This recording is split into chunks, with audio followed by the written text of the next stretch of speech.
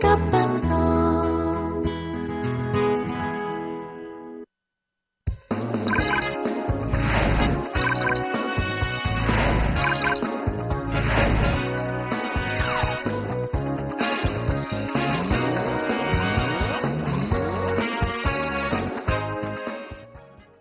즐겁고 재미있는 방송 잔매거진 2부가 시작되었습니다. 네, 2부 첫 순서는 성공 취업 전략을 알아보는 성공 ABC 시간인데요. 네. 오늘 변함없이 인사PR 연구소 윤호상 소장 자리하셨습니다. 안녕하세요. 예, 반갑습니다. 반갑습니다. 아, 스타일리스트 하세요. 굉장히 멋있고요. 네.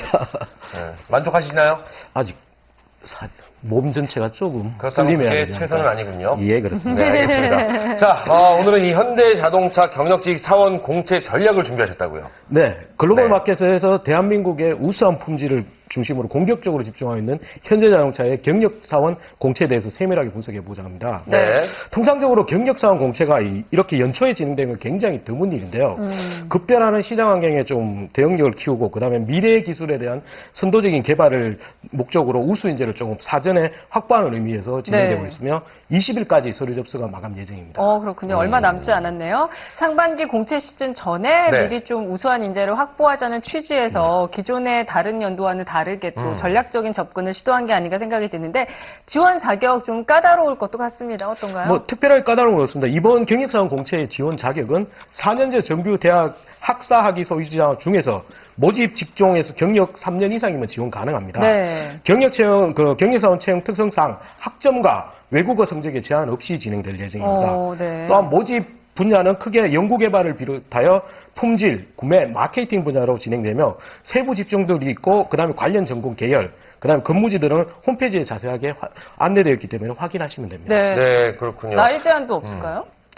경력직에 특별하게 나이 제한이 그렇게 그다지 크다지는 않죠. 네, 그렇군요. 그렇습니다. 이 흔히 구직자들이 얘기하는 스펙에 대한 제한은 없다는 거 없어요. 들었고요. 네, 그렇다면 전형 방법 어떻게 되는지 설명을 좀 해주시면 좋을 것 네, 같습니다. 이번에 현대자동차 경력사원 공채의 경우는 서류 전형을 거친 후에 면접 전형 및 인적성 검사가 동시에 실시될 예정입니다.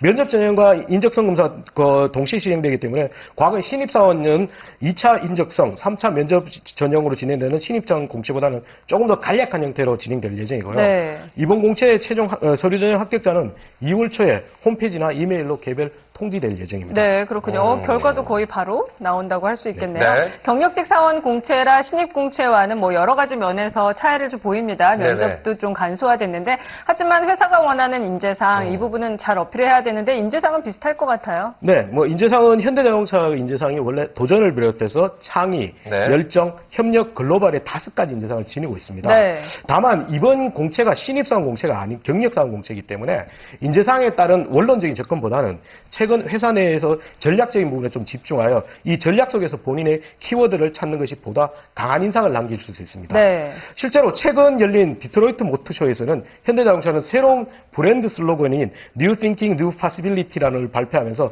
새로운 현대자동차만의 가치와 고객 기대를 뛰어넘는 프리미엄 가치를 강조하고 있습니다. 네. 특히 현대자동차의 중장기 비전인 고객을 위한 혁신을 기초로 고객에게 현대자동차만의 프리미엄 가치를 선물하고 네. 최적의 품질로 강한 신뢰를 얻기 위해서 노력하고 있습니다. 또한 미래 글로벌 품질력과 함께 가장 차별적이고 공격적인 마케팅 전략을 통해서 도전적으로 글로벌 영업을 전개하고 있는데요. 실제 올해는 미국 시장 점유율 5%의 달성 목표를 하고 있습니다. 네. 이런 전략적인 부분에서 품질과 영업, 글로벌 마인드, 그 다음에 고객 가치 등의 키워드를 찾아서 본인의 장점과 좀 유기적으로, 논리적으로 연결해 나가시는 게 좋은 방법이 됩니다. 네, 네, 그렇군요. 그렇다면 이 자기소개서 항목도 다른가요? 어떤지 좀 예, 설명을 자기소개서도 신입사원과 조금 다른 방식입니다. 네. 경력직 자기소개서의 경우는 기존의 자기소개서와 경력기술서를 하나로 합친 형태로 나옵니다. 네. 또한 경력사원의 경우는 좀 이제 객관적인 스펙보다는 자기소개서의 당락이 굉장히 많이 작용하기 때문에 추상적인 기술이 아니고 구체적이고 세밀한 기술이 전제되어야 합니다. 네, 그렇군요. 네. 지금 보니까 10줄, 뭐 15줄 네네. 이렇게 좀 굉장히 짧게 기술을 하게끔 돼 있는데 그러다 보니 뭐 구구절절 다른 얘기 쓰다가 그 분량이 그렇죠. 넘치면 안 되니까 좀 적당히 좀 중점 내용을 찾아서 써야겠네요. 네, 특히 이제 지원 직무에 대한 단순한 프로젝트와 역할의 설명을 하는 것에서 벗어나가지고 본인이 좀 주도적으로 만든 성과를 명확하게 연결해 주시는 게 좋습니다. 또한 이런 성과 기술 이외에는 본인의 강점과 노하우를 함께 기술해 주시는 게 좋고요. 다른 지원자가 좀 차별적인 성과가 있다면 그것을 찾아 집중하시는 게 좋습니다. 네. 또한 경력 직무에서 본인의 경험한 모든 업무를 나열하는 것이 아니라 핵심적인 업무, 그다음에 중요도가 높은 업무, 그다음에 모집 분야와 유사한 업무에 좀 집중해서 기술하시는 게 좋은 방법이 됩니다. 그렇군요. 네, 지효 씨도 그렇군요. 지금까지 살아온 거 경력 쭉 쓰시면 막 몇 페이지 아우, 되실 거 아니에요? 전 성경보다 좀 두껍지 않을까요, 제가? 한 일이 굉장히 많기 때문에요. 바이블보다 두꺼워요? 네, 성경보다 굉장히 그러니까요. 두껍고, 그래서 제가. 좀 아쉽지만 버릴 수 있는 경력은 좀 버리시고. 저는 사실 좀 버리면 한 정리를 장이면 끝나요. 다 버리면요. 뭐, 네. 그럼 뭐 아니면 도. 네. 뭐 그런 사람이기 때문에. 그러니까 네, 그렇게 어쨌든. 간략하게 좀 쓰셔야 될 것 같아요. 네, 그렇습니다. 정말 이 신입사원 공채랑은 많이 다른 것 같다는 느낌을 받는데요. 설마 그 인적성 검사까지 다르진 않겠죠? 네, 인적성은 다행히도 똑같은 형태로 됩니다. 실제로 HKAT라고 불리는 인적성 검사는 개인 인성과 직무 성향을 평가하는 인성 검사와 그다음에 조직과 직무 적합도를 평가하는 적성 검사로 나누어져 실시됩니다. 네. 적성 검사의 경우는 지각 정확성을 비롯해서 언어 유추력, 언어 추리력, 공간 지각 능력, 판단력, 응용 계산력, 수추리력, 창의력, 상황 판단력의 9개 유형이 190문항이 90분 안에 풀어야 됩니다. 네. 특히 이제 창의력 부분이 한 문항이 출제되는데 보통 하나의 그림을 주고 40가지 용도를 기술하는 이 형태가 많이 출제되고요. 네. 수추리력 부분에서는 단답형을 요구하기는 주관식으로 20문항이 출제됩니다. 네. 그 현대자동차의 HKAT 경우는 신입사원조차도 50% 이상이 생소한 문제 유형 때문에 불합격되는 경우가 많기 때문에 이번에 입사 지원하신 후에는 관련 서적이나 인터넷을 활용해서 전체 유형을 사전 파악하시는 게 좋습니다. 네. 또한 오답이 감점 처리되기 때문에 막히거나 고민되는 부분은 그냥 넘겨가시 좋으시며 억지로 찍어서 답변하시는 것은 좀 피하시는 게 좋습니다. 공란이 더 낫다고요? 예. 그리고 제한 시간에 많은 분량을 풀어야 하기 때문에 철저한 시간 관리와 함께 시험지 여백에 직접 메모해서 문제를 풀어가시는 게 가장 좋은 방법이 됩니다. 네, 네, 그렇구나. 그렇군요. 사람이 참 간사한 것 같아요. 쉬운 건 바뀌었으면 좋겠고, 어려운 건 아니죠. 반대죠. 어려운 건 바뀌었으면 좋겠고, 쉬운 건 안 바뀌었으면 좋겠고. 네. 왜요? 귀여워요. 아니, 이거 귀여워요. 감사합니다. 네, 알겠습니다. 자, 일정이 원래대로 진행하던 대로가 네. 아니라고 하셨잖아요. 이번에만 특별히 1월이라고 하셨는데, 원래는 언제였나요? 원래는 그 현대자동차 경우는 작년, 재작년에 경력사원을 채용을 안 했습니다. 안 했고 이제 원래 통상적으로 경력사원 채용은 신입사원 공채가 끝난 이후에 경력사원. 아, 네. 그렇군요. 그러니까 예. 이번에는 특별히 또 오랜만에 네. 1월에 진행을 하고 있는 거네요. 자, 서류 전형에서도 신입직과 참 많은 차이를 보이고 있구나라는 생각이 드는 그 경력직 공채 전략 현대자동차 알아보고 있는데요. 네. 자, 그럼 면접은 정말 간소화됐다고 하는데 어떻게 진행이 되는 건가요? 면접은 지금 화면에서 보이는 건 지금 신입사원 경우는 실무지 면접, 임원 면접, PT 면접, 영어 면접의 4가지 형태로 이제 실시되고 있었습니다. 다만 경력사원 선발은 따라가지고 이 4가지 유형을 모두 실시하는 것이 아니고 조금 더 간략하게 진행될 거로 예상이 됩니다. 네, 그렇군요. 실제 실무자 면접의 경우도 과거의 신입사원 경우는 일반직의 경우는 토론 면접이 들어갔는데 지금의 경력사원 면접에서는 실무자 면접에서는 아마